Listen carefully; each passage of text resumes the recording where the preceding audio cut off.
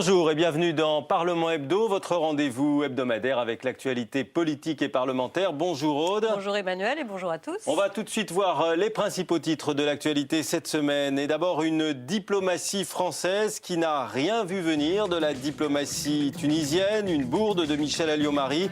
La ministre des Affaires étrangères a tenté de s'expliquer cette semaine devant les députés. Climat houleux également dans l'hémicycle. La garde à vue revisitée, l'Assemblée nationale a examiné plus rapidement que prévu le projet de loi qui impose la présence de l'avocat dès le début aux côtés de son client. Le vote solennel du texte est attendu mardi prochain. L'interdiction du mariage homosexuel par le Code civil est-elle conforme à la Constitution? Pour la première fois, le Conseil constitutionnel s'est penché sur la question lors d'une séance très médiatique. Et avec nous pour commenter cette actualité, Corinne Lepage, bonjour. Merci d'être avec nous sur ce plateau. Alors s'il y a un mot pour vous qualifier, c'est peut-être d'abord et avant tout celui de militante. Il y a sur Internet une liste impressionnante de pétitions, d'appels contre l'homophobie, la burqa, le régime iranien pour les droits des femmes, etc. Mais votre grand combat, c'est bien sûr l'environnement en tant qu'avocate, notamment dans des grands dossiers comme Xynthia ou encore les Grandes Marées Noires. Et puis en tant que ministre, pendant 2 ans, vous étiez la jupette qui a tenu le plus longtemps. Et c'est à vous qu'on doit par exemple les limitations de vitesse en cas de pollution. Alors on vous a qualifié d'écologiste de droite, un terme que vous récusez parce que votre positionnement politique aujourd'hui, ce serait plutôt le centre. D'ailleurs, vous avez contribué à créer le MoDem avec François Bayrou. Vous avez été à ses côtés pendant la présidentielle de 2007. Et puis, vous avez changé d'avis. François Bayrou, trop perso, pas porté sur les bons choix, dites-vous. Vous l'avez quitté pendant les régionales 2010, faisant des alliances avec Europe Écologie. Aujourd'hui, vous êtes députée européenne, première vice-présidente au Parlement européen à Strasbourg et Bruxelles de la commission Santé et Environnement et présidente de votre propre mouvement politique CAP 21. Votre cœur balance de quel côté en ce moment? Plutôt Borloo, plutôt verte? Je ne pose pas le problème comme ça. Notre pays rencontre aujourd'hui des difficultés absolument considérables. Tous les pays européens en ont. Parce que le monde est en train de basculer. Mais nous, un peu plus que les autres. Nous, un peu plus que les autres parce qu'aux difficultés économiques et sociales s'ajoutent des difficultés dans l'ordre politique et démocratique. Mon souci, c'est qu'est-ce qu'on peut faire de manière active, à la fois tout de suite et pour préparer la suite. Donc moi, je suis complètement dans quelle est la meilleure réponse pour nos concitoyens. Je ne pense pas que Nicolas Sarkozy soit une bonne réponse, je le dis très clairement. Donc vous ne le soutiendrez pas non, au premier tour de 2012 et ni au second. Ni au second probablement déjà... pas. Probablement pas. Ou alors, si, évidemment, c'était Marine Le Pen, la question ne se poserait pas. Mais enfin, j'ose espérer qu'on n'aille pas dans des extrémités de ce genre. La politique fonctionnant quand même, malgré tout, par étiquette, plutôt Europe Écologie, plutôt centriste, plutôt CAP 21, très clairement, très ouverte pour aller travailler avec d'autres. Hein. Est-ce que ça veut dire que vous présenteriez la prochaine présidentielle comme vous l'avez fait en 2002? Ça ne veut pas dire ça nécessairement. Ça veut dire que je regarde ce qui se passe en ce moment. C'est vrai que l'écologie politique a besoin d'être pensée complètement. On ne peut plus penser l'écologie politique comme on l'a pensé à la fin du XXe siècle. Je continue à penser que le mouvement de l'écologie politique devrait être le grand mouvement du XXIe siècle. Qui l'incarne le mieux d'après vous aujourd'hui? Je pense que c'est Danny Cohn-Bendit, très franchement, je le lui ai dit. Oui et non, parce que vous savez comme moi que Danny a pris beaucoup de recul par rapport à Europe Écologie Les Verts et surtout par rapport à la faction verte d'Europe Écologie Les Verts. Je pense que c'est lui qui aujourd'hui en France représenterait le mieux cette tendance parce qu'il y a chez lui précisément cette ouverture, ce pragmatisme, cette absence de dogmatisme qui caractérise les Verts. Est-ce qu'il est bien représenté? Est-ce qu'il le sera bien si Eva Joly est la candidate d'Europe Écologie Les Verts? Ça, c'est le choix que fera Europe Écologie Les Verts. Non, mais vous êtes proche de Cohn-Bendit. Qu'est-ce que vous pensez? Oui, mais c'est pas du tout la même chose. Danny a une légitimité. Et lui, il ne veut pas être candidat. Oui, c'est un peu dommage. C'est le problème. C'est un peu dommage. Donc, écoutez, moi, je n'ai pas à me prononcer là-dessus maintenant. On verra tout ça le moment venu. Je pense que de très loin, c'est lui qui serait le meilleur candidat. Il n'y va pas. Eh bien, écoutez, à ce moment-là, nous verrons, nous, CAP 21, comment nous décidons et je verrai moi-même comment je me décide. Allez, on commente l'actualité de la semaine en commençant avec le Mediator et l'onde de choc après le rapport de l'IGAS.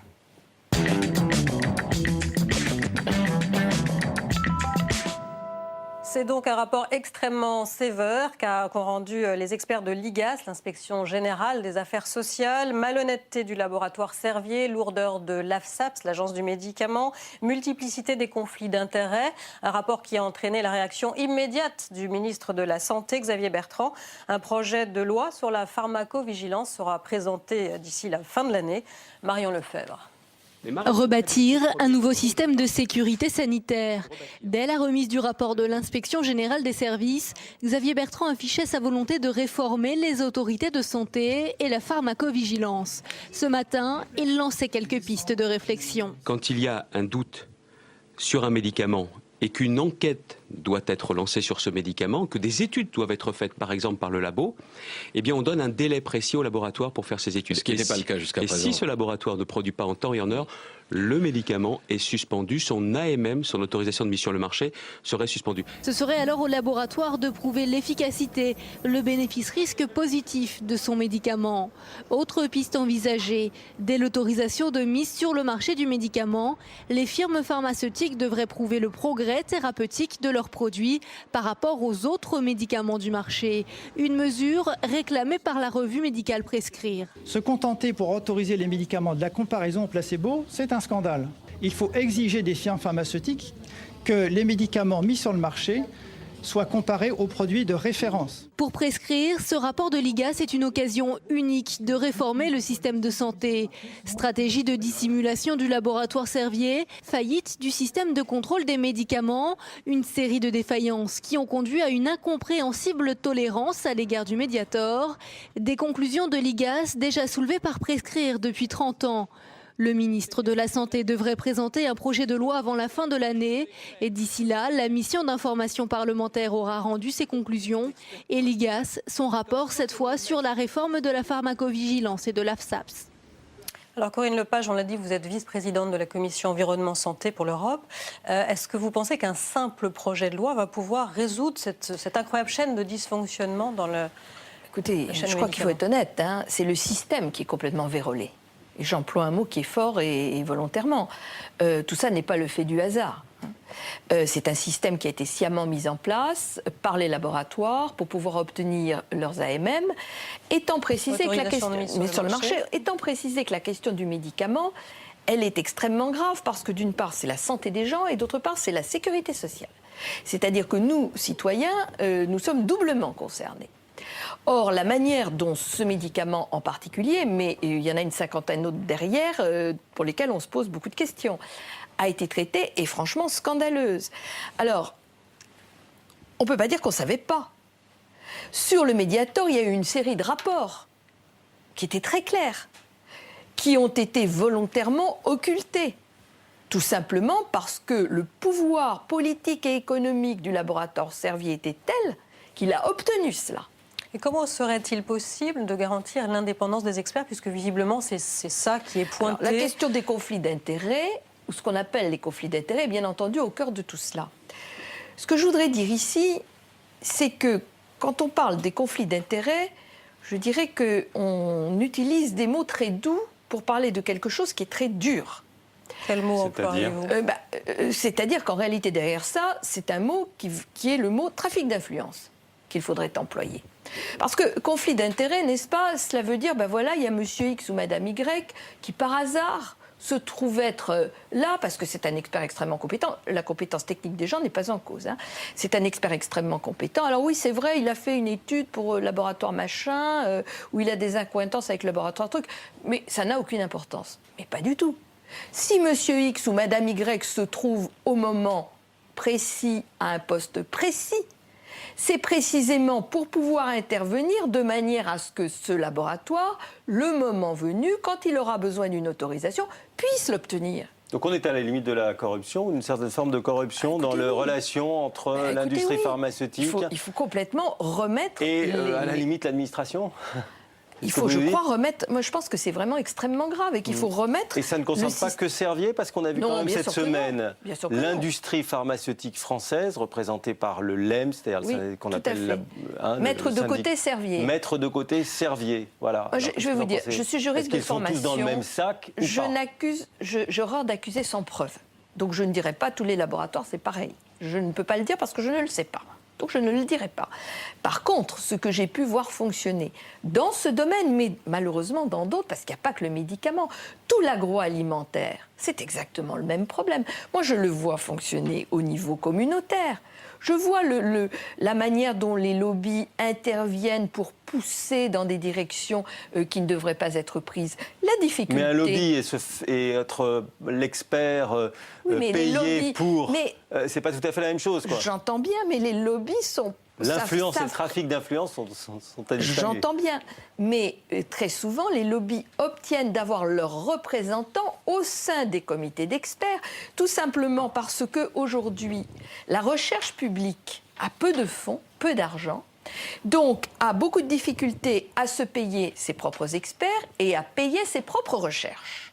Donc la compétence, elle va la chercher là où elle est la plus pointue, c'est-à-dire dans le secteur privé. Oui, mais ça veut dire que nous, la société civile, les malades potentiels, les consommateurs, nous ne sommes plus représentés par des experts qui n'ont comme seul objectif que de défendre l'intérêt général, c'est-à-dire nous tous. Un dernier mot peut-être sur Xavier Bertrand, actuel ministre de la Santé, mais qui, à l'époque, était ministre lorsqu'on a laissé encore le Mediator sur le marché. Alors, je crois que ce qu'il est en train d'essayer de faire, c'est bien. Ça va dans la bonne direction. Je me suis réjouie, par exemple, de voir qu'il proposait dans le projet de loi qu'il y ait un financement public. Je l'ai demandé, moi, comme député européen, dans le cadre de la loi, de la directive sur la pharmacovigilance que nous avons votée il y a quelques semaines.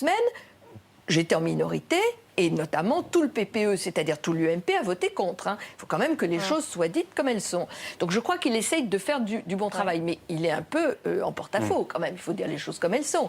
Car nous sommes aujourd'hui dans le volet administratif. N'oublions pas qu'il y a le volet pénal qui va suivre et qu'il peut se retrouver quand même en difficulté. Puisque lui-même était ministre de la Santé, où il y a eu au moment de l'autorisation. Absolument. Allez, on va aborder une autre question dans l'actualité chaude de la semaine. L'actualité mardi, c'est l'embarras du gouvernement français sur la Tunisie entre mea culpa et opération sauvetage de Michel Alliot-Marie.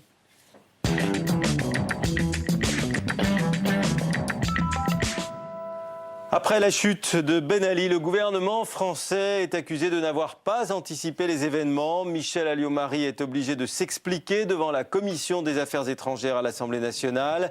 Elle avait proposé au plus fort des manifestations une coopération policière de la France avec le régime tunisien. Elle estime que ses propos ont été déformés, mais le même jour, lors des questions d'actualité, François Fillon monte au créneau pour la soutenir lors d'un échange musclé avec le président du groupe socialiste, Jean-Marc Ayrault. On l'écoute. Par ces déclarations, engagiez-vous la parole de la France? Représentiez-vous fidèlement la pensée du chef de l'État? Si ce n'était pas le cas, quelles conséquences comptez-vous en tirer sur le plan personnel? Je voudrais d'abord dire toute ma confiance à Madame Alliot-Marie et regretter l'exploitation peu honnête que vous faites de ses propos. La charge de l'opposition est-elle justifiée pour vous? Écoutez, je vais vous dire une chose. Je me sens très mal comme Française de ce qui s'est passé. Je pense que nous avions déjà quelques soucis en termes de crédibilité en Afrique et dans le Maghreb. C'est aujourd'hui bien pire car nous sommes déconsidérés. Nous sommes déconsidérés parce que nous sommes, pour beaucoup de nos amis africains et du Maghreb, la patrie des droits de l'homme. Donc du côté des gens qui se battent pour leur liberté. Et là, de manière ouverte, nous avons été du côté des dictateurs.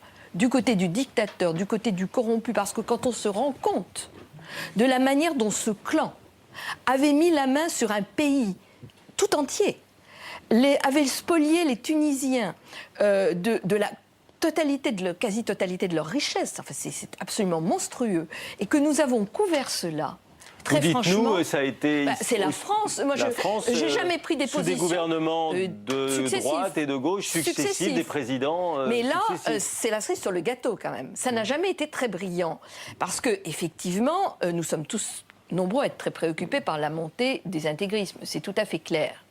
Simplement, et on a pensé que Ben Ali, c'était un rempart contre l'islamisme. Alors, c'est ce qu'on a pensé, et je pense que ce n'est pas une bonne idée. Parce que ce qui alimente aussi la montée de l'intégrisme, c'est la pauvreté, c'est la misère et c'est la corruption. Et nous avons soutenu ce gouvernement-là. Et nous l'avons soutenu jusqu'à la lie, jusqu'au bout. Et voilà, donc je ne me sens pas solidaire, bien entendu, de ce qu'a dit Mme Alliot-Marie, ni des flashballs ou je ne sais quoi qu'on voulait, par-dessus le marché, envoyer là-bas. Mais en tant que Française, je me sens mal vis-à-vis de tous ces peuples. Et j'ai des amis marocains que j'ai reçus au Parlement européen hier. Très franchement, ils sont atterrés. Nos amis, les francophiles d'Afrique du Nord, sont atterrés par ce qui est en train de se passer. Nous nous plaignons de la poussée de la Chine en Afrique. Nous nous inquiétons à juste titre de la place des États-Unis en Afrique. Mais enfin, M. Obama, il a immédiatement soutenu ce qui est le mouvement qui était en train de se passer pendant que nous, on était en train de proposer un soutien à M. Ben Ali. Plutôt que la France, c'est vrai. Oui, et en plus, l'Europe est intervenue avant nous. Donc voilà, moi je suis très triste. Franchement, plus qu'affligée de ce qui s'est passé et très en colère aussi, bien sûr. Allez, mardi toujours, c'est parti pour la réforme de la fiscalité voulue par Nicolas Sarkozy. Le ministre du Budget, François Baroin, a réuni à Bercy le groupe de travail composé de députés et de sénateurs. Thème du jour, l'impôt sur la fortune, le supprimer, le réduire. Voici la proposition d'un député UMP, Jérôme Chartier. On l'écoute. J'ai proposé dans mon rapport de conserver une forme d'ISF sans résidence principale pour les patrimoines supérieurs à 4 millions d'euros. Et moi, j'estime que lorsqu'on est parmi les Français les plus aisés, c'est-à-dire environ 100 000 foyers, on a un devoir de solidarité envers toute la nation française, mais un devoir de solidarité qui ne doit ni dissuader d'entreprendre, ni dissuader d'acquérir, de posséder, de détenir. Donc il propose de supprimer l'ISF pour les patrimoines inférieurs à 4 millions d'euros. En contrepartie, il a quelques propositions, dont la taxation de la vente de la résidence principale si elle excède 1,2 million d'euros. On est sur des bonnes pistes, là, d'après vous ? Je vais vous dire, pour nos concitoyens qui gagnent 1 000 ou 1 200 euros, d'entendre parler de 4 millions d'euros, franchement, c'est surréaliste. On est dans un pays où la croissance des inégalités n'a jamais été aussi grande. Je suis bien sûr pour une réforme de la fiscalité, mais une réforme de la fiscalité beaucoup plus générale. Et, ce sont des demi-mesures d'après vous c'est des quarts de mesure. C'est des quarts de mesure. Alors l'ISF, pour pas toucher, où on touche au bouclier fiscal, où on touche pas. Attendez, dans tous les pays, il faut, et surtout le nôtre, où tant de gens se sont tellement enrichis au cours des dernières années. Alors on nous dit, oui, mais vous vous rendez compte, il y a des exilés fiscaux. C'est un grand sujet. Je trouve qu'il devrait être beaucoup plus dans le débat politique qu'il n'est aujourd'hui. Moi, je suis très choquée. Je vous le dis très franchement. Je gagne bien ma vie. Je paye mes impôts. Je crois même qu'en 2002, vous étiez la candidate à la présidentielle qui a déclaré le plus gros patrimoine. J'ai déclaré ce qu'il y avait sur ma déclaration d'impôt, monsieur. Voilà. Non, mais ça n'est pas une... Non, mais donc je n'ai rien à cacher. Voyez-vous, je fais juste un aparté. On demande beaucoup aujourd'hui aux politiques de se mettre sur la place publique, de dire avec qui ils vivent, momentanément ou longuement, ce qu'ils mangent, etc., etc. Je pense que les Français s'en fichent éperdument. En revanche, là où il faut de la transparence, c'est sur la réalité des patrimoines. Et je trouve que sur ce point-là, très franchement, ce qu'on fait en France n'est pas y compris franchement... pour les élus, députés, sénateurs. Tout le monde. Tout le monde. Je suis pour la transparence. Que ce soit rendu public. Mais absolument. On doit ça à nos concitoyens. Il y a des déclarations de patrimoine. Oui, mais elles sont secrètes. Et quand vous dites qu'il y a eu un projet de loi sur la transparence financière qui a été adopté dans la douleur. Oui, dans la douleur et qui consiste à dire que lorsqu'un parlementaire fait un faux, c'est moins grave que quand c'est le citoyen lambda. Eh bien, moi, il n'y a je plus pense, de peine de prison prévue. Parlementaire que je suis, que si je fais un faux, je devrais être puni 2 fois ce qui est puni le français lambda. C'est pas gênant pour vous de cumuler vos fonctions parlementaires et donc sans doute des indemnités avec votre vie professionnelle c'est-à-dire vous exercez encore les fonctions d'avocat sur des affaires importantes. J'exerce mes fonctions d'avocat sur des affaires qui ne sont pas du droit des affaires. C'est ce que je fais sur le domaine public. C'est très public, c'est la défense des communes, par exemple. Donc ça n'a aucun lien avec ce que je fais au niveau communautaire, aucun lien en termes de texte voté. Il n'y a pas de pression sur ce genre de sujet, donc j'ai pas de conflit d'intérêt. J'ai réduit considérablement ma rémunération en tant qu'avocate parce que je travaille beaucoup moins, donc ça me paraît tout à fait normal. Et voilà, et j'essaye de faire le mieux possible en ne prenant que quelques dossiers, étant entendu que maintenant travaillant depuis 10 ou 15 ans avec un certain nombre de confrères du cabinet, ils peuvent parfaitement me suppléer pour l'essentiel. Et puis mardi, une séance très suivie au Conseil constitutionnel. Les sages ont examiné en audience publique la requête d'un couple de femmes sur le mariage homosexuel. Le Conseil rendra sa décision la semaine prochaine. Écoutez les arguments de l'une des deux femmes qui a posé cette question prioritaire de constitutionnalité. Si par exemple je suis ici, voilà, et Corinne est à la maison avec les enfants, un de mes enfants biologiques voilà, se blesse, ou voilà, elle va être vraiment très embêtée si elle doit s'occuper de l'amener à l'hôpital. Après ils peuvent toujours faire des dérogations évidemment, mais il n'empêche que au quotidien, savoir ça c'est difficile, quoi. Alors je crois qu'il y a quelque temps, vous étiez prononcé plutôt pour un type d'union spécifique ouvert aux couples homosexuels. Quelle est votre position aujourd'hui ? Je pense qu'il y a deux choses. Il y a la question du symbole et il y a la question du droit. Ce n'est pas tout à fait la même chose. Sur la question du droit, moi je considère que des couples homosexuels devraient avoir exactement les mêmes droits que les couples hétérosexuels. Y compris par exemple en termes d'adoption d'enfants ?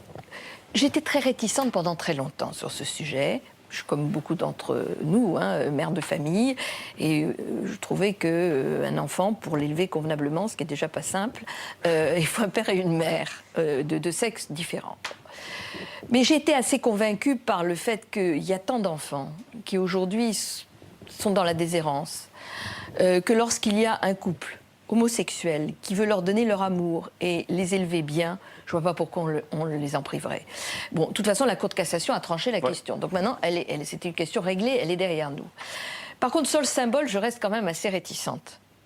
Parce que le symbole du mariage, me semble-t-il, dans le mot, c'est quelque chose qui, dans l'imaginaire collectif, me semble-t-il, reste attaché à l'union d'un homme et d'une femme.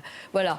Donc, pour moi, la bataille, elle est symbolique, mais elle ne devrait pas être juridique. Sur le plan des droits, ils devraient être exactement les mêmes. Donc, passer par autre chose, par le PACS notamment. Ça pourrait être un PACS étendu, que le PACS n'offre pas tout à fait les mêmes droits encore aujourd'hui, notamment en matière de aligner le PACS sur le mariage, les droits du mariage ou les lois du mariage. Peut-être, de toute façon, au niveau successoral, au niveau fiscal, au niveau du soin des enfants, de la responsabilité vis-à-vis des enfants. Enfin, il y a toute une série de choses que l'on pourrait effectivement régler de cette manière-là. Eh bien, on va passer au mercredi, quand revoilà Jean-Louis Borloo.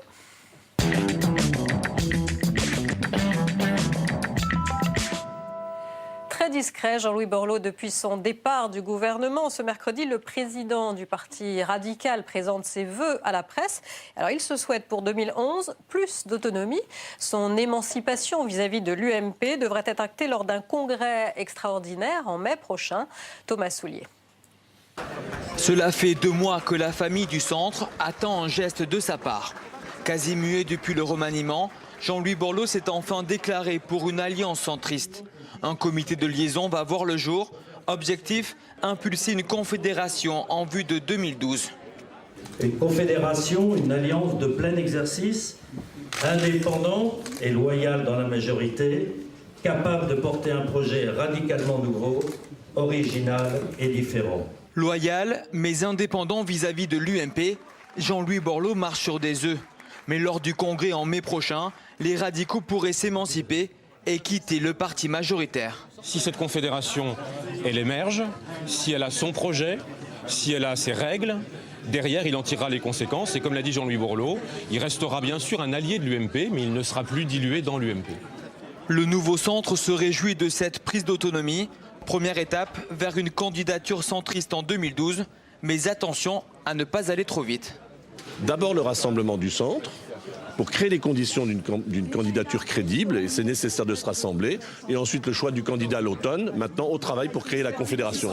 Jean-Louis Borloo, candidat en 2012, rien n'est décidé, mais les sondages l'encouragent. Il est aujourd'hui la 4e personnalité politique préférée des Français. Alors Corinne Lepage, vous nous avez dit en début d'émission que vous étiez plutôt du côté de Daniel Cohn-Bendit pour la représentation de l'écologie. Il n'y a pas que l'écologie. Non, alors justement, c'est ma question. Est-ce que vous seriez prête à soutenir Jean-Louis Borloo comme vous l'avez fait avec François Bayrou en 2007? C'est beaucoup trop tôt pour le dire parce que... C'est pas si tôt là, on commence à avancer. Parce que... je l'ai dit tout à l'heure, moi je ne suis pas favorable à un deuxième mandat Nicolas Sarkozy. Si l'on arrivait à créer ce que j'appelle de mes voeux depuis très longtemps, c'est-à-dire une grande famille écolo-démocrate, dans laquelle on aurait les radicaux de gauche, les Valoisiens, nous-mêmes, peut-être un certain nombre d'autres personnes qui seraient intéressées, des gaullistes sociaux qui seraient intéressés les par centristes cela. ont déjà du mal à se rassembler, les Verts ont du mal à se rassembler. Vous pensez qu'on peut comme ça faire une famille élargie Je crois qu'il faut essayer de moderniser un peu la vie. Hein. On peut rester, je ne sais pas moi, dans des formules du 19e siècle jusqu'au 23e siècle. On peut aussi considérer qu'il faut évoluer. Quels sont les grands enjeux d'aujourd'hui, du 21e siècle? C'est quoi? Grands enjeux du XXIe siècle, c'est comment on change notre modèle économique pour nous adapter aux nouveaux enjeux. Ça, c'est ce que dit Jean-Louis Borloo, ce qu'il disait comme ministre du Développement durable. Je partage totalement ce point de vue. C'est trouver un modèle démocratique qui corresponde à ce qu'est devenue la société, y compris problème Internet, la transparence, mettre un terme au système de conflits d'intérêts et autres qui gangrènent complètement la vie républicaine. Bon, c'est tout cela les sujets. Comment on fait pour se mettre ensemble et pour faire ça? On a l'impression que vous pensez, et que c'est pour ça que vous ne voulez pas vous rallier ou affirmer une proximité avec Jean-Louis Borloo, qu'au fond, c'est une candidature qui serait pilotée en sous-main par Nicolas Sarkozy en vue de rallier je n'en sais rien. un certain je n'en sais rien. au deuxième tour, c'est ça que vous voulez dire? Je n'en sais rien. Mais je Parce crois que je vois que sur le fond, vous n'êtes pas très loin de ce qu'il raconte. Non, bien sûr, c'est vrai, mais ce que dit Daniel Cohn-Bendit n'est pas très loin de ça non plus. Donc en fait, on sent bien qu'il y a une identité de pensée dans tout ce que j'appelle le rassemblement écolo-démocrate. Il a été un bon ministre de l'écologie, selon vous, Jean-Louis Borloo? Je crois qu'il a fait le maximum de ce qu'il pouvait faire avec un Premier ministre qui, franchement, n'a pas vraiment la fibre verte et un président de la République qui a été à géométrie variable. Voilà ce que je peux dire. Le Grenelle, c'est quand même quelque chose de formidable et c'est lui qui l'a fait. Bon, les résultats ne sont pas tout à fait à la hauteur des espérances, mais je ne pense pas qu'on puisse en totalité le lui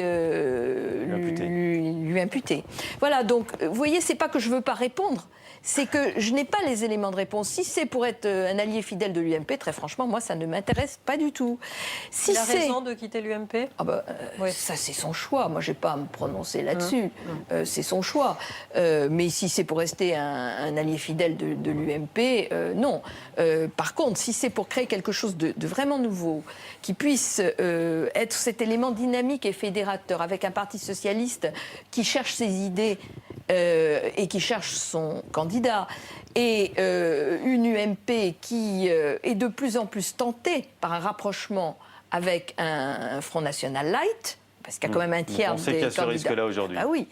Donc là, je pense qu'il y a vraiment quelque chose d'intéressant. Vous voyez, mais il faut qu'il y ait les radicaux de gauche dedans, de manière à ce qu'il y ait vraiment la rupture avec l'UMP, et que là-dessus, les gens n'aient absolument aucun doute. Si ça se mettait en place, alors je pense que ça rebattrait complètement les cartes. Mais enfin, pour le moment, on n'y est pas. Non.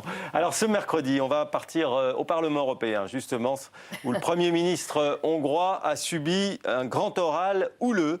Il venait présenter les priorités de sa présidence pour 6 mois à la tête de l'Union européenne. Les eurodéputés verts sont apparus bâillonnés, brandissant des unes de journaux hongrois, portant la mention censurée. Ils voulaient protester contre une nouvelle loi hongroise qui pourrait fortement entraver la liberté d'expression des médias. Écoutez cet extrait avec Viktor Orban, le Premier ministre hongrois, et l'eurodéputé vert Daniel Cohn-Bendit. Vous dites qu'avec moi, la Hongrie marche vers la dictature. Vous insultez mon peuple. Je ferai tout pour protéger ma patrie, partout et toujours. Vous êtes sur le chemin de devenir un Chavez européen qui ne comprend pas l'essence de la démocratie. Est-ce que vous approuvez l'attitude de vos collègues des Verts? Danny Cohn-Bendit n'a pas été le seul. Le groupe socialiste, c'est la même chose. Le groupe libéral-démocrate auquel j'appartiens, ça a été la même chose. Ça a été une séance extrêmement chaude, effectivement, parce que M. Orban, d'abord, a prêté des propos qui n'avaient pas été tenus. Personne ne s'est attaqué au peuple hongrois. C'est à lui et à son gouvernement qu'on s'est attaqué. Sa loi sur la presse est incompatible avec les principes démociatiques qui gouvernent l'Union européenne. Il l'a reporté de 6 mois. Oui.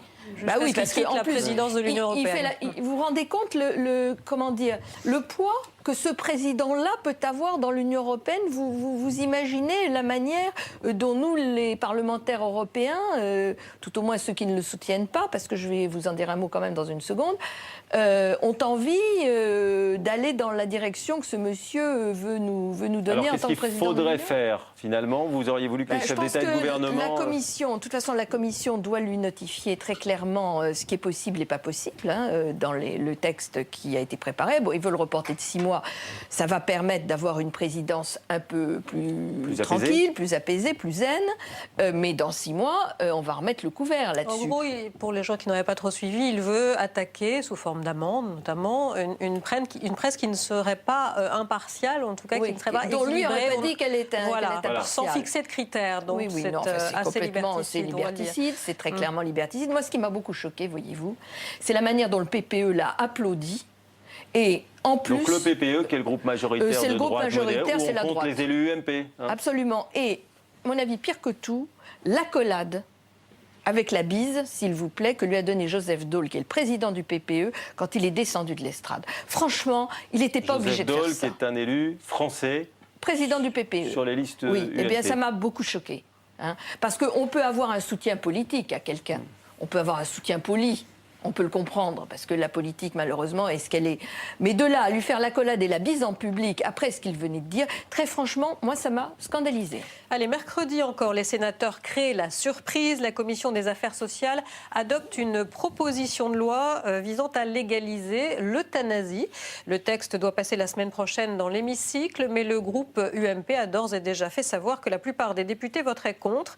La Commission, en tout cas, a relancé le débat. Marie Brémaud. Face à l'offensive de certains politiques qui s'élèvent contre la décision de la Commission des affaires sociales du Sénat, les militants pro-euthanasie continuent sans relâche à défendre et expliquer leur cause.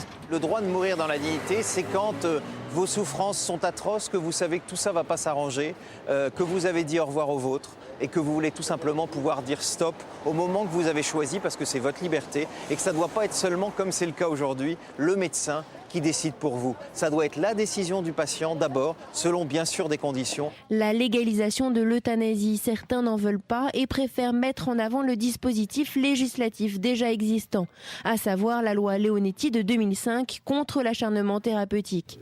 Ce médecin, si la loi arrivait à passer, craint déjà d'éventuelles dérives. Moi, j'entends des personnes qui me disent « Docteur, faites-moi quelque chose pour abréger ma vie ». On en parle, on discute, on les écoute, on leur apporte le soulagement, on voit quelles sont les difficultés auxquelles ils sont confrontés.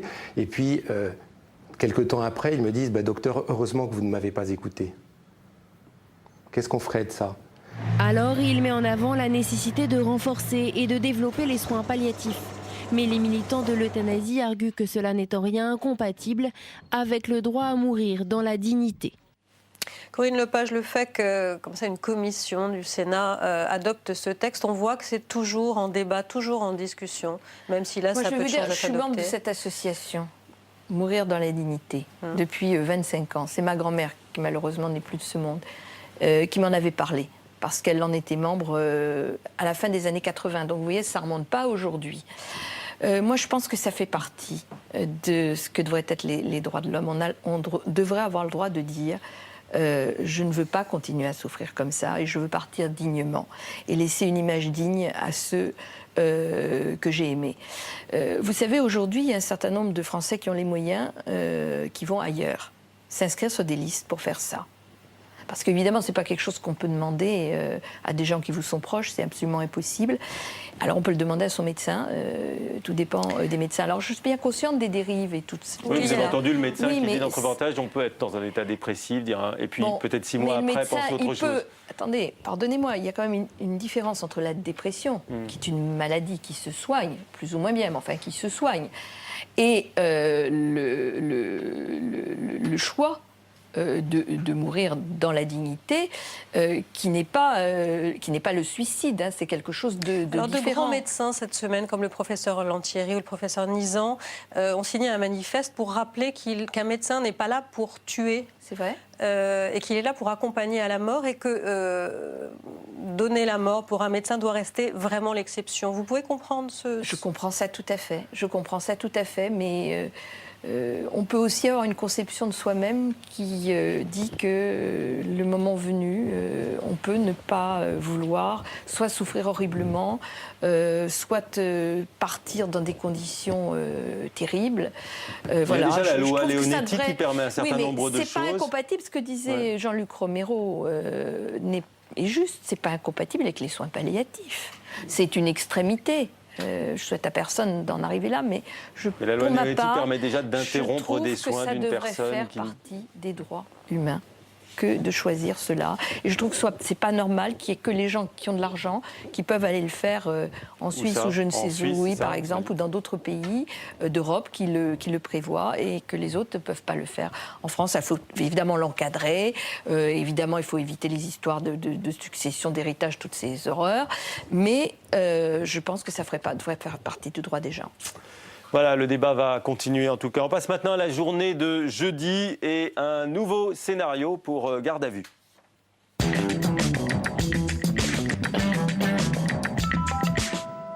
Jeudi, il n'aura finalement fallu que 2 jours au lieu de 2 semaines pour l'examen du projet de loi sur la garde à vue à l'Assemblée nationale. L'avocat pourra désormais être présent tout au long de cette phase de l'enquête, avec quelques aménagements toutefois. Le débat a été parfois houleux, y compris d'ailleurs dans la majorité. Kamal Abdourahim. Est-ce que je peux terminer ? Le débat sur la garde à vue promettait d'être tendu. Il l'est tellement qu'il révèle les frictions au sein même de la majorité. Quand M. Garot sera avocat, alors nous l'écouterons avec plaisir. Mais pour le moment, M. Garot n'a jamais vécu une garde à vue. Jamais. M. Garot n'a jamais foutu les pieds dans un commissariat pour une garde à vue. Jamais. Mon cher ami et collègue Oasguen, je peux vous dire que des gardes à vue, j'en ai connu certainement beaucoup plus que vous dans le 16e arrondissement de Paris. Au cœur de cette querelle, le rôle de l'avocat dans une garde à vue. D'un côté, les députés qui veulent le renforcer, de l'autre, les partisans d'un rôle accru de l'officier de police judiciaire. Carole Wasserman est avocate. Elle a elle-même vécu une garde à vue difficile. Elle se bat aujourd'hui pour que l'on repense l'utilité de cette procédure.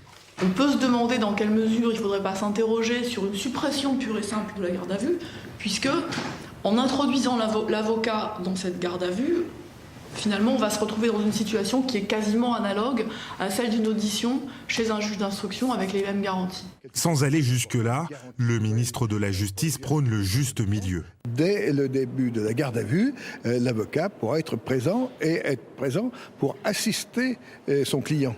Pas simplement un témoin muet, ce sera un avocat faisant son métier d'avocat. Après le maintien du rôle du parquet dans le contrôle de la garde à vue, ce sont maintenant ces modalités qui posent problème. Des modalités qui valent aujourd'hui les critiques de la Cour européenne des droits de l'homme, preuve que la question de la réforme judiciaire dépasse les clivages politiques.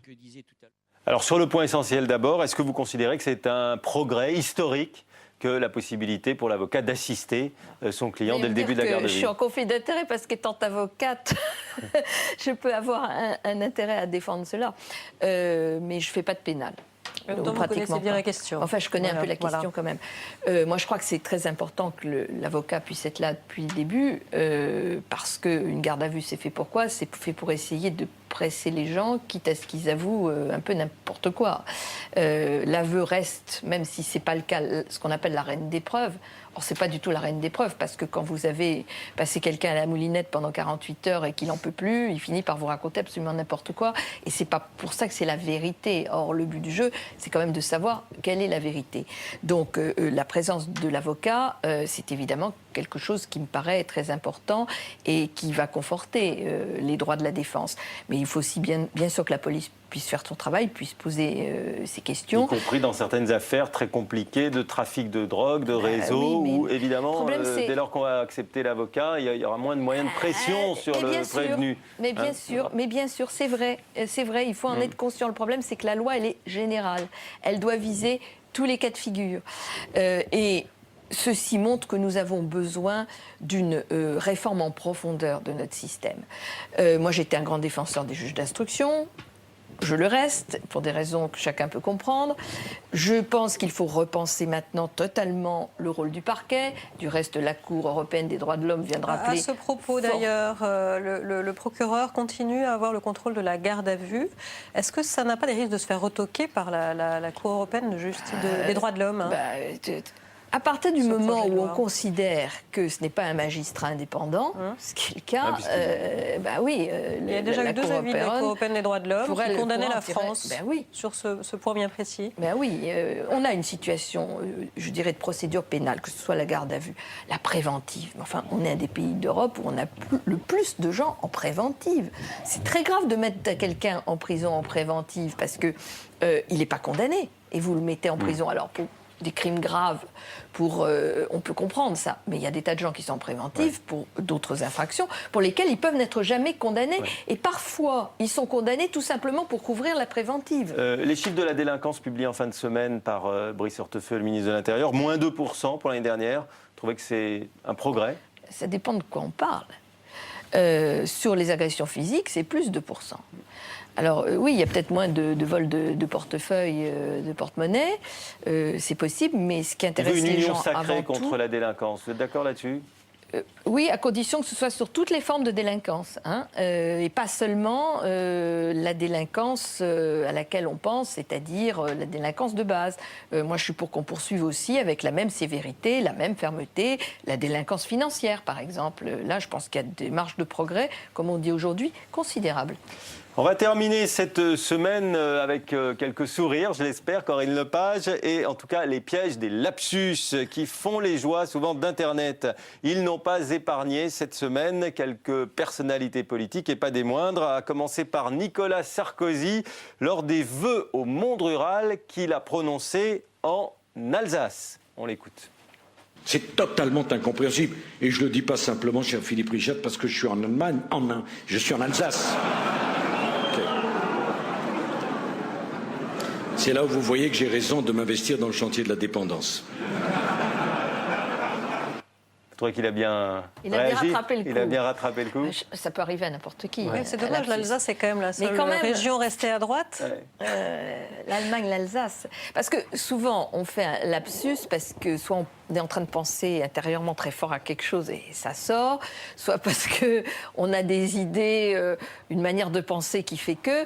je pense que dans l'esprit du président de la République, par l'Alsace, c'était encore quelque chose qui était proche de l'Allemagne. Parce que le lapsus, il est quand même... révélateur, c'est ça? Souvent révélateur, c'est un peu des actes manqués aussi. Ouais. Je ne vais pas rentrer dans la psychanalyse, mais bon. Il a dit que j'appelle de mes vieux, Lionel Jospin, après la polémique sur Jacques Chirac, vieilli, fatigué, usé. Parce qu'il avait était obsédé par cette idée-là. Vous vous souvenez, vous, de lapsus que vous avez fait? Oh, mais ça doit m'arriver. J'en ai pas eu des trop graves à mon actif, mais ça peut m'arriver comme tout un... Non, mais on n'a probablement pas le même genre de préoccupation, voyez-vous. Vous croyez? Je pense. Bon, et puis côté Bourde, une mention. Voilà. Une mention également à Valérie Pécresse, invitée sur France 2, la ministre de l'Enseignement supérieur, s'émerveille de la montée en puissance des réseaux sociaux et notamment de Facebook. On écoute. Mais je crois que si par l'innovation, c'est-à-dire si on investit vraiment dans l'innovation, si on a les technologies innovantes, à ce moment-là, les logiciels resteront en France. L'économie numérique, elle est déjà partie, on ne les rattrapera pas. Mais bien sûr que si, l'économie numérique, elle connaît des révolutions tous les jours. Quand on voit qu'aujourd'hui Facebook détrône Google, Facebook qui n'existait pas il y a un an, quand on voit qu'on a fait en France un Dailymotion qui est concurrent de YouTube, on s'aperçoit qu'en réalité, tout est possible, ça va tellement vite. Alors là, Facebook qui n'existait pas l'année précédente, alors que depuis 2007, il y a des millions de personnes. Voilà, ça c'est totalement sacrilège auprès des internautes, ça a fait le buzz. Un ministre doit tout savoir, bien sûr.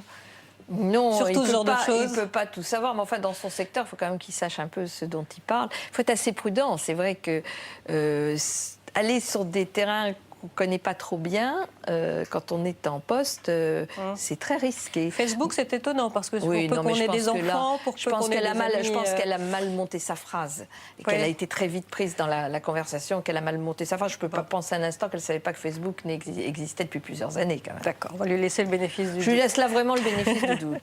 Corinne Lepage, merci beaucoup d'avoir été avec nous sur ce plateau. Et quant à nous, Emmanuel, on se retrouve la semaine prochaine. La semaine prochaine, même heure, même lieu. Merci à tous. Au revoir.